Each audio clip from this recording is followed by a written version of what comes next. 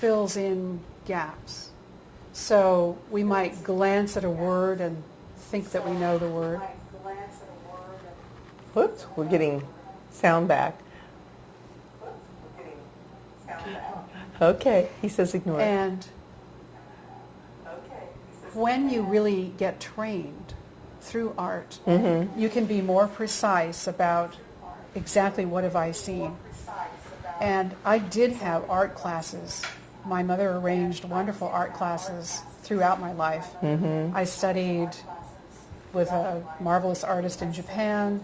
We had a mountain home. I used to use something called crepas, which is a pastel medium. And I must have scores of images of Mount Fuji and things. And later in college, although I was studying literature and theater, my best friend, Karen Pearson, was an artist.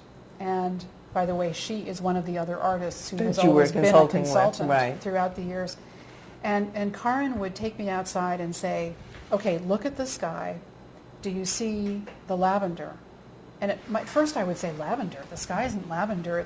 And then I would see one line of lavender, and I would say, you're right, there is lavender there. And then she would take me through maybe 10 bands of color, which I had never really identified. So that's what I mean by training the eye. And also there's the representational aspect, meaning there's the literal side of life, but we need to have also the skill of recognizing things that are representational, visual metaphors, icons. We're used to icons in some ways on our devices now, and that's good. But I was a little bit startled. Let me just give an example that comes from law enforcement. There was a sketch artist had done a sketch of someone they were trying to apprehend. Several people had seen the actual person, but had failed to connect the drawing to him. I would say because they didn't have art class. You know, we have a range of recognizability which art can teach us. So I think that there are practical applications. That's the head part. Now, I was going to say that was so cut and dry. Yes, you know, now let's talk about the heart of art.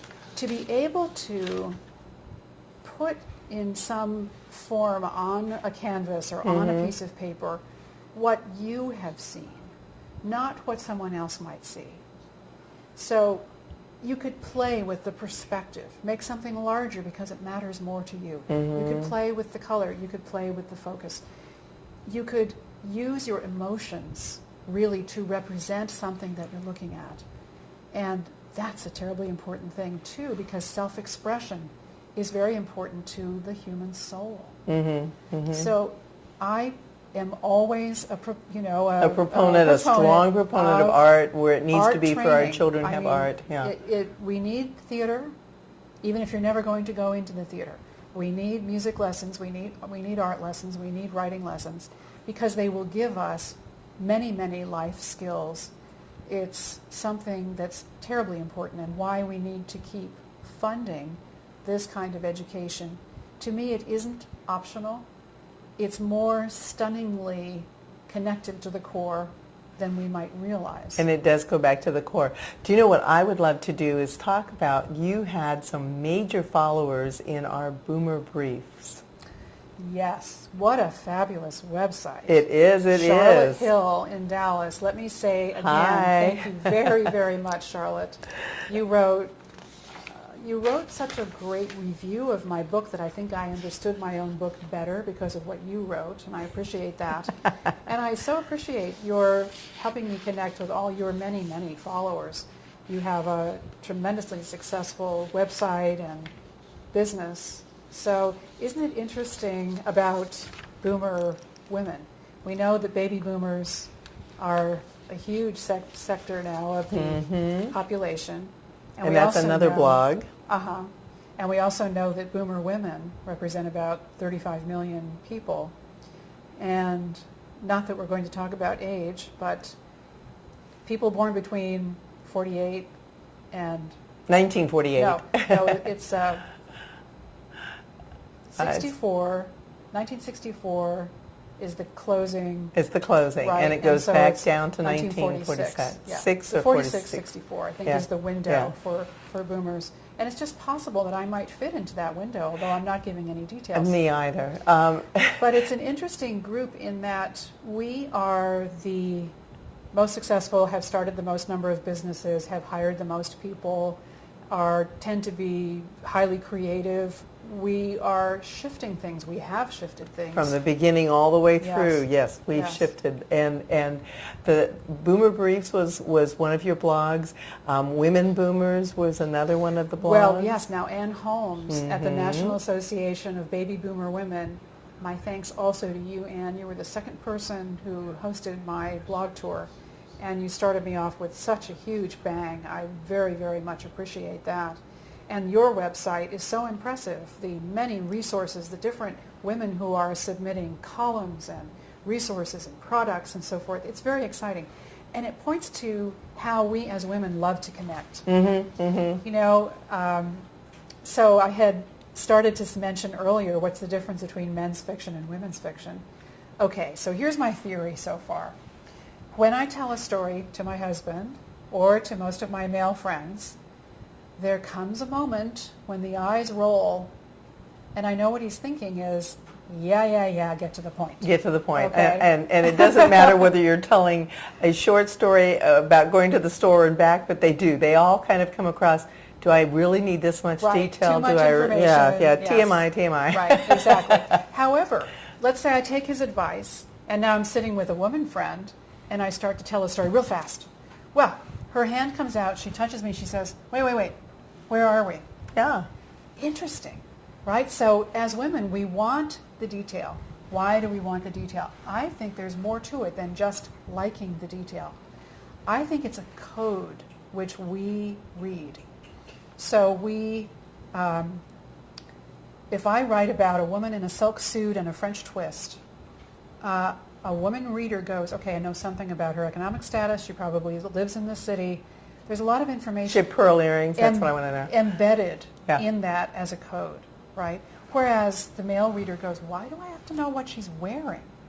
So it's not bad and good. It's two different ways of processing information, both totally valid. And both by really the good. way, sometimes a woman will want to read men's fiction, right? Which is more I to do. do with velocity Yeah, and plot. Yeah. And sometimes a man will want to read women's fiction, which has more to do with a lingering sense and the emotions that are present. It's almost the same as movies, too, that you Yes. don't have to be one or the other. We have a new question, Okay. and this is John M. in L.A. Okay, he wanted to know about book signings. John, you missed our earlier. We are doing a book signing in Phoenix, and John M. is in L.A. Ah, my hometown. That's right. Well, I just finished a September tour up and down the coast in Los Angeles. That's right. But we didn't have a signing we per didn't have a se, not signing one right in the downtown city. L.A. So no. we're working on it. And I Yes. would just say, please visit my website again, and we absolutely will be doing signings, in my hometown. And if you don't know that, that's www.marapearl.com. And the world of doing book signings has been something I've actually been doing for a while. I had a great time with an event that you invited me to some time ago. My best friend, Erin Gray, and I wrote a nonfiction book called Act Right. What a great fun It is adventure a that was good to book, write. too. We had a If great time you're with it. interested in acting, you need to Act Right.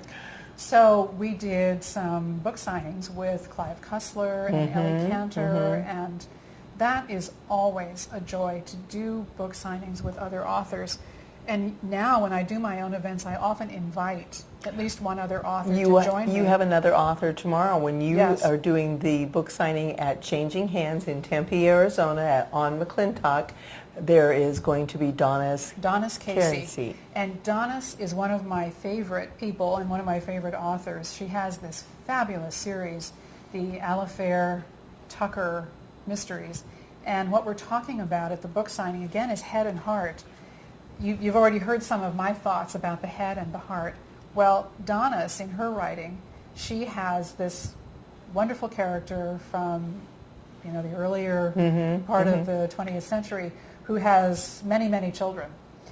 She uses her head to solve a mystery in each book, but it's all about the heart because who's in trouble? One of her kids. Or it was one of her children, one of her children's loves. It really is fun, and They're she's wonderful and beautifully researched. I think this is the 5th one. So again, a serial where Yes. you're going to have 12, and this is the first one. This is her 5th one. So Yes. it's pretty exciting, and it'll be a fun chat and It'll be a talk. great so conversation, please, if yeah. you're anywhere near Tempe, Arizona Yes. tomorrow at 7 o'clock, be Join there at us. Changing Hands. But so John, we're sorry that we're not going to be in LA anytime soon, but hold on, don't despair. We're working on it all the Yeah, time. I think early next year we will be doing yeah. things in Los Angeles. So, and you can always hop in the car and make it by 7 o'clock tomorrow. That's true. It's not that far. Not a bad one. We're going to go back to the new book, which we're just kind of chatting a little bit. You talked about the next book with the whale and the prequel. And then there's also a second theme, and this is a music theme, which is really kind of fun for us baby boomers. This kind of ties into men and women as well, It because does, really, yeah. this is the music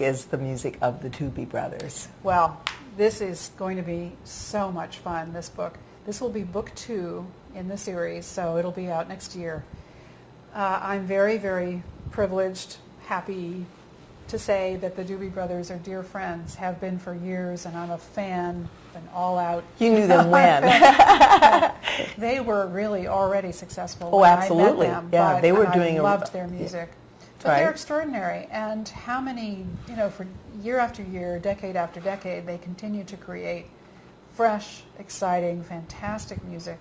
They are so famous for their hits from the 70s and 80s and 90s, but they are still writing fabulous new music. Yeah, if do yourself a favor and look on their website, DoobieBros.com. yeah, doobiebros.com. Yeah, It it's definitely, tremendous. you'll find 3 their great show pieces. is always very exciting. Lots of fun. As much fun as it is to, turn them on your radio and be driving your car and grooving to the music, seeing them live is unforgettable. They were Well, just in LA. We caught them over in we LA got and to see them, Bakersfield. yeah. So I mean, it was fun. It was They were great there. fun, Yeah. I every year I Dancing. at least go to one show. I just can't get through the year without my Doobies. Well, some years ago, they had a really fantastic thing that they did. The Doobies had actually broken up. I don't know if people remember The big this, fans will remember. but yeah. they had thought they were finished, and one of their members, Keith Knudsen, who has now passed away but was a dear friend of mine, he wanted to do something for Vietnam veterans, and I have a Vietnam veteran character, and for both of us this is an issue that we care about very, very much. And as we talked about it, he said he was going to try to invite the Doobies to get back together for one night only at the Hollywood Bowl to do a reunion and do a benefit for Vietnam vets. Keith spent 1 full year working on this project. The Doobies said yes immediately, but he had to get a lot of other pieces in place. Eventually, he found the wonderful Chris Christopherson to come on board. Thanks, Chris. As the opening act. Of course, he was fantastic. Right. Well, I was with the band and the families, many of whom are also friends of mine, backstage all day at the Bowl. Well, here's the interesting thing.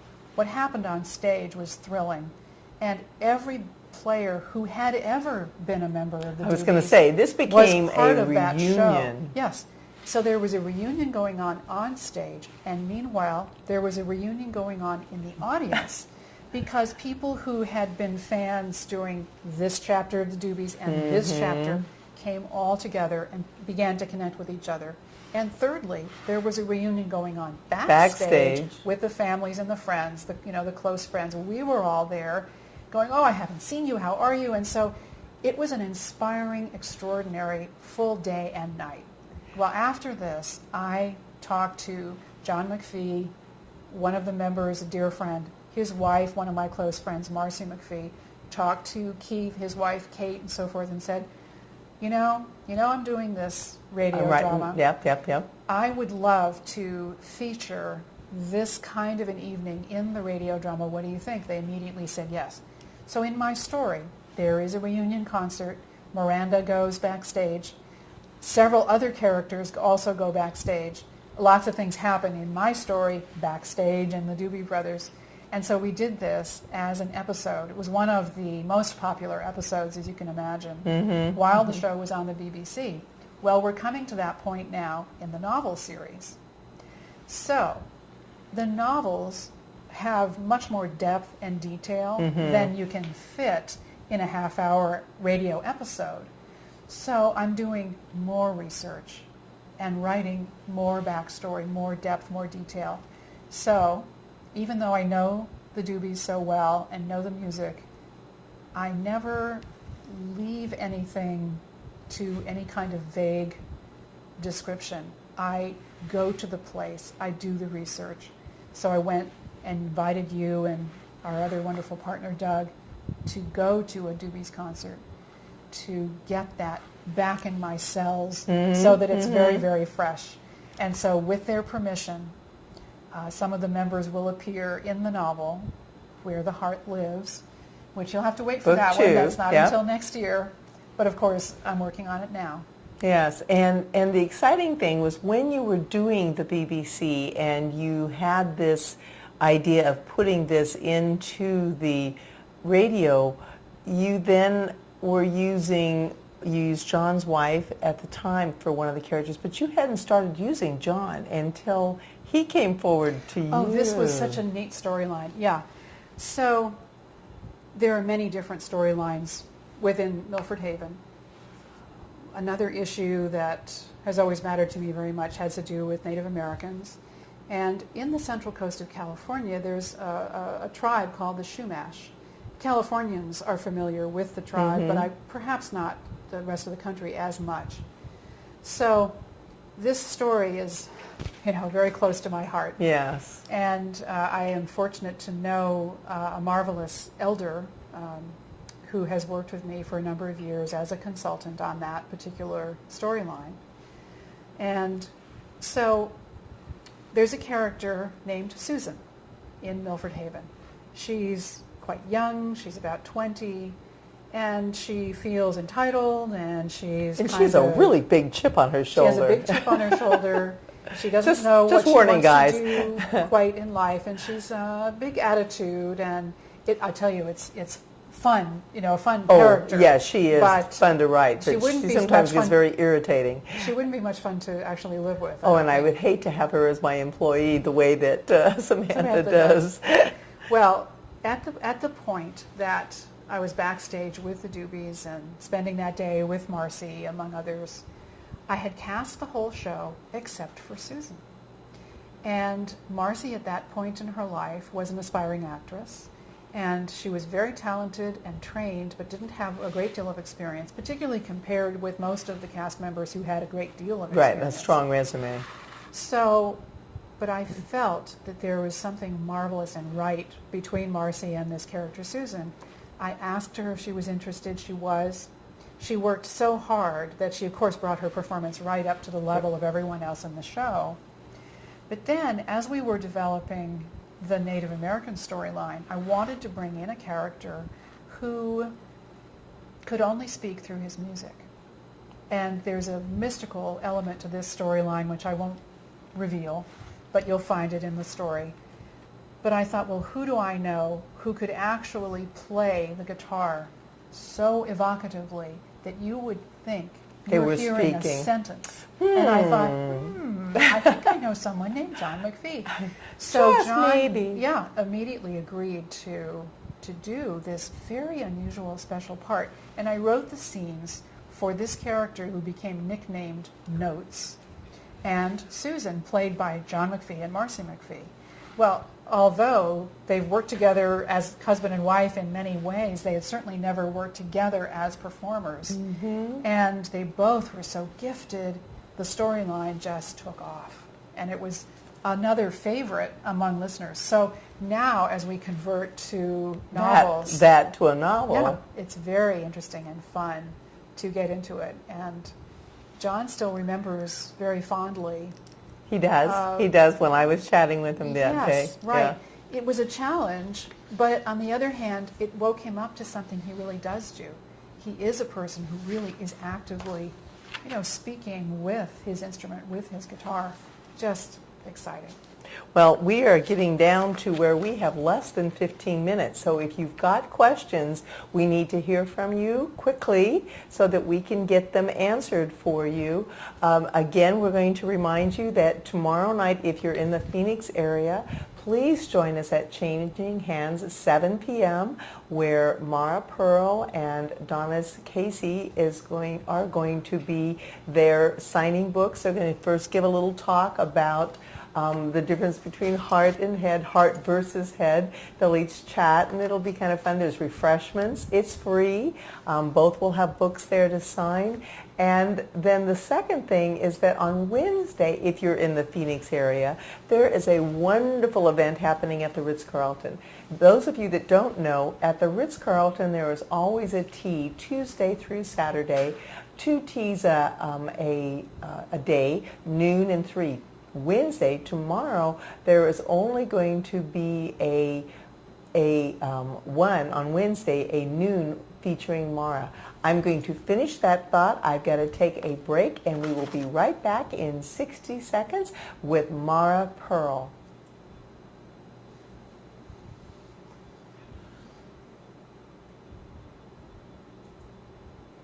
Can we talk? Water. This has gone so fast. I told you it was going to go fast. Oh, thanks, Ma.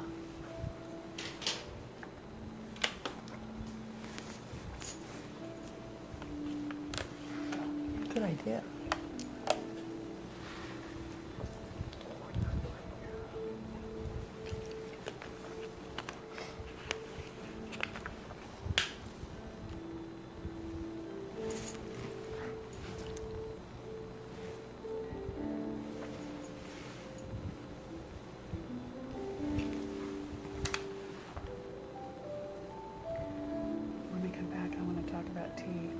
Yes. Okay.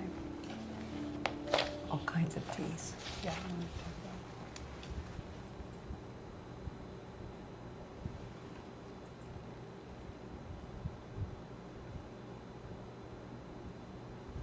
And we're back. I hope you enjoyed that. That is the trailer for Mara Purl's new book, What the Heart Knows. It is available online at Amazon.com, and it is available at bookstores. If your bookstore doesn't have it, make sure you say, hey, order it. Get it for me now. We want it. Now, before we took our quick break, we were beginning to tell you about tea. A tea is going to happen with Mara in the Valley of the Sun in Phoenix at the at the Ritz-Carlton on 24th Street and Camelback. And it is a pretty exciting event. It does need reservations, but if you go to the Ritz-Carlton, that you will see a bullet there, and there's also probably a connection for Mara, where we have that you will see on Mara's website, where you will be able to see the on her calendar listed for her. But Mara, talk to me about teas. Teas have a lot of meaning for you, Yeah. and it's been a long time that you've been keeping that, where that tea theme has been rolling around. What I wanted to do once I realized that I'm writing women's fiction and my primary audience is women, I thought, what event could I create that would signify immediately that it's for women? And now in many parts of the world, tea is a universally, appreciated drink. And you wouldn't say in Japan, for example, that tea is for women. No. But in no. our culture, tea is associated with a little bit of elegance and a sense of relaxation and connecting with other women. So I thought that's what I wanted to create. And the first person I approached about this was my mother. Oh. My mother is a very elegant woman, and she's a magnificent hostess herself. We're going to thump that person that keeps starting this. We're sorry. Go on. So I asked Mom, would it be possible to host a tea at your house? And she said, well, darling, if we're going to do one, let's do 3. Oh. Okay. And I thought, she's Your so mom right. sounds You're like the going kind to of person move I the like. furniture anyway, and you're going to do the cucumber sandwiches anyway. So we did. So we did 3 teas in a row. We did them for different age groups. We had a charity component where we donated to a local charity that helps veterans. And they were very successful and delightfully fun. So I thought, this is what I want to have as sort of my branded event. And I began adding elements that are very special for my readers. So I've now done several teas in California, in Colorado. I have a tea coming up in Chicago. That's I correct. have one coming up in Cincinnati. And we have, of course, this magnificent tea coming up this Wednesday at the Ritz-Carlton. The Ritz-Carlton's sense of giving tea completely matches my idea of a really magnificent, elegant tea. So what we'll be doing is having extraordinary food. We'll be getting dressed up. We'll be talking about matters of the heart. We'll be talking about the book. But there's a special thing, too. In printing a hardcover, something you do is you have a special symbol on the page where it says chapter. Right above where it says chapter, you have a symbol, little emblem. and it's called a dingbat. Now, she first told me about this, and I said, a dingbat? Oh, so when I was okay. talking about this with my publisher, Okay. I said, well, it's a coastal series. We ought to use a seashell. And then I thought, oh, actually, each book in the series should Can have its its own seashell. So I did a lot of research and discovered the perfect shell for this book, called the heart cockle shell. And then I thought, And that really is a since shell. this- it You really gave me is. one. I've got one. Yes, it's it's beautiful. It's beautiful. heart-shaped with ridges. And by the way, it looks like this. I worked with a jeweler who created this beautiful necklace for me. And I thought, you know, women and jewelry and stories are all connected. So Totally. every time you ask a woman, gee, I like your bracelet, she'll say, oh, my grandmother gave that to me. Correct. Or, where did you get that? And usually it's not just, I got it at a store. It's more, you know, I got A it whole story. from a relative. I got it from my husband. My daughter gave it to me, some kind of a story. And I thought, wouldn't it be lovely to have a piece of jewelry to connect with each book? And why don't we use the shell as the piece of jewelry? So I've just debuted just 2 days ago for the first time the heart cockle charm, which fits on the Pandora, the troll, the reflections. It fits on about 20 different bracelets. So I am wearing my bracelet, and here's the charm. And DM is wearing that same charm as a necklace. That's right. I can't wait till we get to the other books so I can have all my charms lined up on my necklace. Me too, and have the whole wrist. Yes, that's what we want. So at the tea, we will have some of the charms if people are interested. It's going to be a real special kind of woman friend event. Yes. And we look forward to seeing you there. I know you're going to just love it. So take a little extra time for yourself and come and join us. Yeah, if you can only spare your lunch hour, do come, because it's at noon and there will be eats, and again, reservations are required. So today's Monday, so you've got time. It's on Wednesday, so that's this coming Wednesday at the Ritz-Carlton. And again, you must have reservations, and look to their website and you will find how to do it. They take, the menu is just fabulous because they take tea and infuse it in all of the different menu items. So besides having wonderful tea, they'll also have it. And if you want to get really ritzy and have lots of fun, they have champagne offering to go with your tea. By the way, for those of you in Santa Barbara, we'll be doing a very special tea on February 12th, right before Valentine's Day, which is nice for a heart book and for the heart cockle shell. This will be given by the Unity Shop, which is a magnificent charity in Santa Barbara. For most of my tea events, I really love to connect with a charity. And you know why? It's one of the components that women like to do. We want to spend time, special time, with our women friends, but we also want to be generous and make a contribution in our community. So I've been privileged to work with some marvelous charities. Last holiday season, I worked with the Women's Resource Center in Colorado Springs, And we did a fabulous holiday tea in a private home. I invited 2 other authors to join. It was so much fun. And so we will be doing another holiday event in Colorado Springs. And we're going to do a lovely event, by the way, at the Pikes Peak Library in early November with Margaret Cole, a mystery writer, again, a very favorite writer. I'm a big fan of libraries, and I want to thank the San Luis Obispo County Library System for always supporting all of us locally with the Central Coast Book Festival, which I recently was a guest there and a speaker. Yes. That was a great joy. That was a wonderful event. It was a for nice you. event.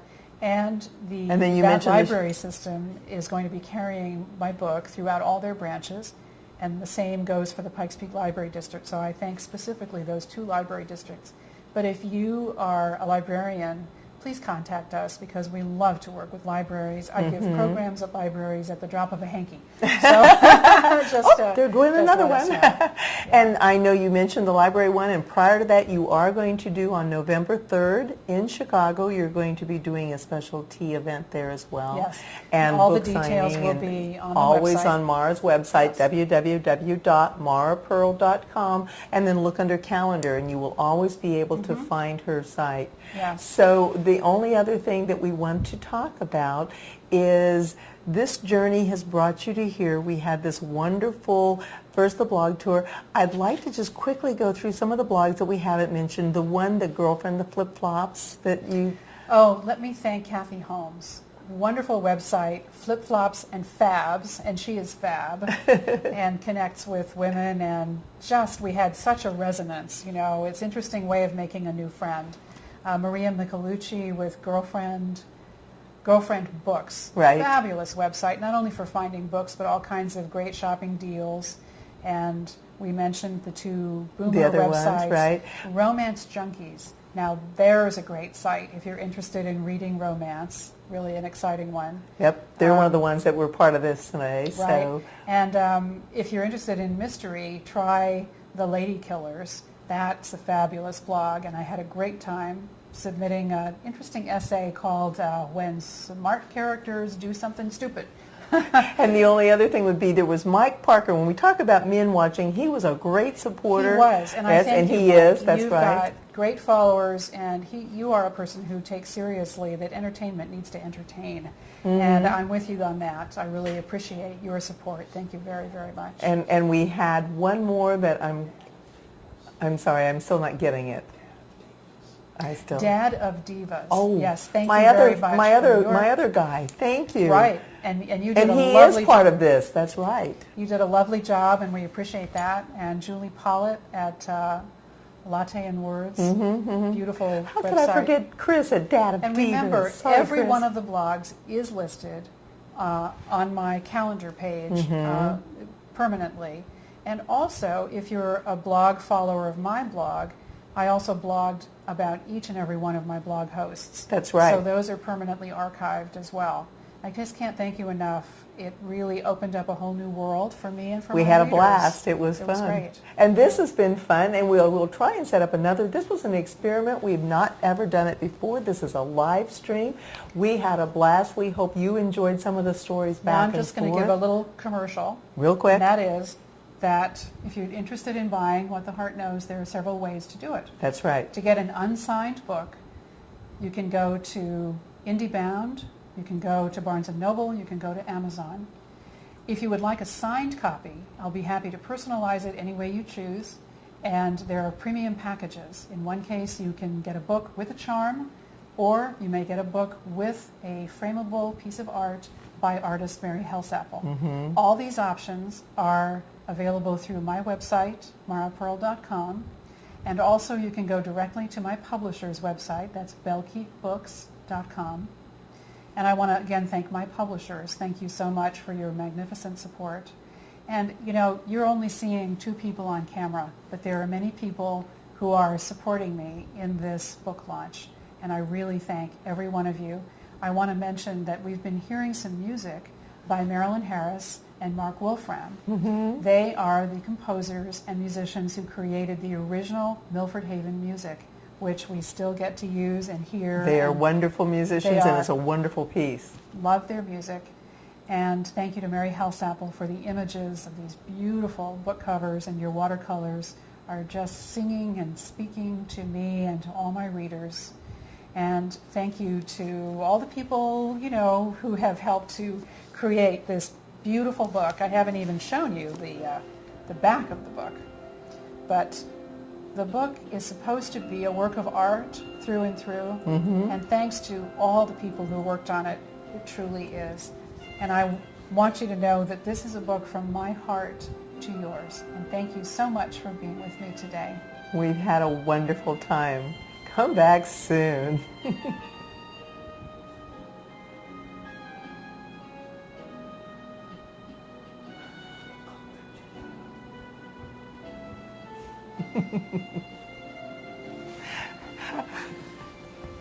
What a delight. It is fun. We're probably still on. Yeah.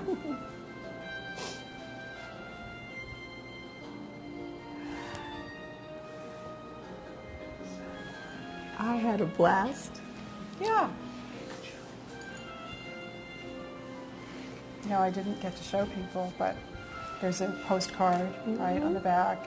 I noticed that. Yeah, and the lighthouse. So in each book, there's going to be a different lighthouse. Right? And then the heart cockle is down here. So there are treasures, you know, all through the book that people can find.